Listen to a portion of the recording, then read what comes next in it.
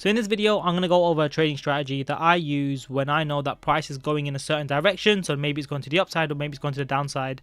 And I missed my initial, or probably you can say probably the best entry for that trade. And essentially it's how I make sure I can reposition myself into the trade. So for this trade, you essentially need, let's say, a daily bias. And let's say we're going to take a daily bias to the upside. As an example, but you also need price to essentially trend. So either it's already trending or you expect it to trend. So essentially, let's say price is moving to the upside or starts to move to the upside, right? And let's say to the left we have a actually let's just move this there. So let's say that's just the daily bias, so the daily bias is up to the upside. And let's say we have a high.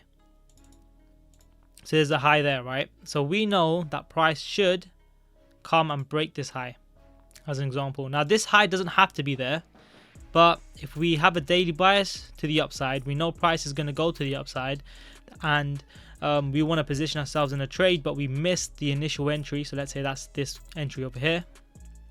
Then what we want to do is we're going to wait for price to come back and pull back into another area of interest, into a fair value gap or to an order block, and then we're going to take the trade from there. And very simply, that is the trade.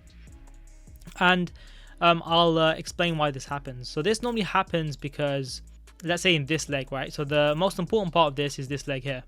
So if I just remove these two boxes here. So the reason why this happens is because when we're trading, and we know that sometimes, let's say on the 15-minute time frame, trades can take a couple of hours, and we know that sessions last for a couple of hours. And so what we'll find is, maybe the Asian session builds up this leg here, London pulls it down, and then end of London to New York starts to move to the upside. What will happen is towards the end of this move up, we'll notice that New York dies down, and then we have that dead period before we launch back into Asian or London here. And so the trade essentially is where the volume is in the market according to time and sessions. So if we know price is going to break this high and continue upside, so maybe this is all in all, let's say this is a massive pullback and then price is now pushing up to continue higher, then we know that price is going to or should come back down, tap into an area of interest, and then push and then continue that move to the upside like that. And so that's what this trade and the fundamental idea behind this trade is built on. Very simply, 3 different things. 1 is trend, 2 is system you're trading, and 3 is time/sessions. Those are the most important things for this trade, as well as having a good idea of where price is looking to go for your daily bias. Now bear in mind, your daily bias can be to the upside or to the downside. This type of strategy won't work in a market that is essentially consolidating or moving sideways, because we expect trend to take over and allow the trade to happen. So what we'll do now is we'll just go into and have a look at an example. So a very recent example of this type of trade can be seen quite clearly. Actually, I can see 2 examples, and that's because it's quite a frequent thing that happens. So what's a good example to show you? So this is the I guess you can say one of the nearest examples is, we can see here, let's just say it's there, price breaks this high, we can see price is trending to the upside, right? And so what we see happen here is price comes in, it breaks this area, but then what happens? We have the volume from, well, typically actually from Asian here to London to New York, and then it dies down, the volume, because obviously we're end of the New York session. So traders that got in are probably taking profits. Price is coming down, and then price comes into this area here and then rockets up, right? So then it's like, why did price come into this area? And then if you drop down some time frames, if I just put this here, if I drop down some time frames, so maybe 10-minute, we might see something 5-minute. We can see we have liquidity here, and to be fair, we can say that this whole thing here is an order block like this. I'll just go back to to the 10-minute. Just take that there to that low there.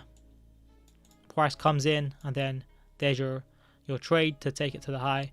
Then obviously, if I go back, we can see this trade done very well and continue to the highs. So that's one example. Now this is an example of price breaking this high. Now another example of this happening is actually quite easily over here. So I don't know why I took that away. Let's just zoom in so I can get it on target a bit better. So if we look at this high here, right? So we know this high needs to be broken. And then we have that we get this push move to the upside, impulsive, quick, fast, and then we get this, you know, slow down in you can say volume and trades in the market. Price comes down, and then you have two entries here, right? So you can set a pending over here because we know price should continue to the upside. It makes sense to. It's trying to continue that move. Or if you don't set a pending overnight, or for me it would have been overnight, it would have been at 1 in the morning, we can look to take this. So you come in, London session opens up, then you can start looking at, right, where is price going to come down to. It's very slow movement here, not enough liquidity here, but we have an option of setting a pending over here, which makes sense. We've got fair value gap on top of it, and then we have a fair value gap there, and we can enter here. And I'm sure that on the 5-minute we have an OB and fair value gap here where price comes into, and there's your trades. So I mean, there's a reason why I wanted to show you this trade, is because it works, and it works really well. It's a strategy that, you know, I use when you essentially miss the initial trade, the initial move. So in this case, you can see that the initial move would have been from here, right? And because you missed this initial move, or, you know, let's say this initial move here, you know, you can get in either at here or here. Effectively, you would have been missed here, but the better setup on the 5-minute as well would have been on this one here. And as you can see, price comes up again, and then you get a second entry from this same spot as well. So you can see that it's a trade that would have done really, really well going forward. But yeah, that's my short little nugget that I thought I'd drop off to you guys. It works for any trading style, including ICT. Obviously, entry and everything here was ICT style, using either fair value gap or from an order block. But going forward, that's the way I'm trading, and that's the way I'm making sure that when I miss a trade, I get into it.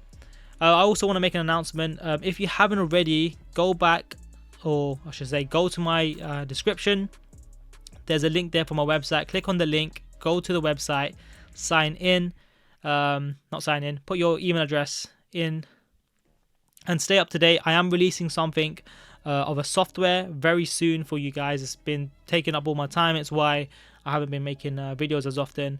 But sign in, be the first to know about when it releases, and there'll be you can say a massive discount for the first batch of people that join that software, of which I think will be very, very valuable to you all. So yeah, make sure you go and do that, and I'll see you in the next video.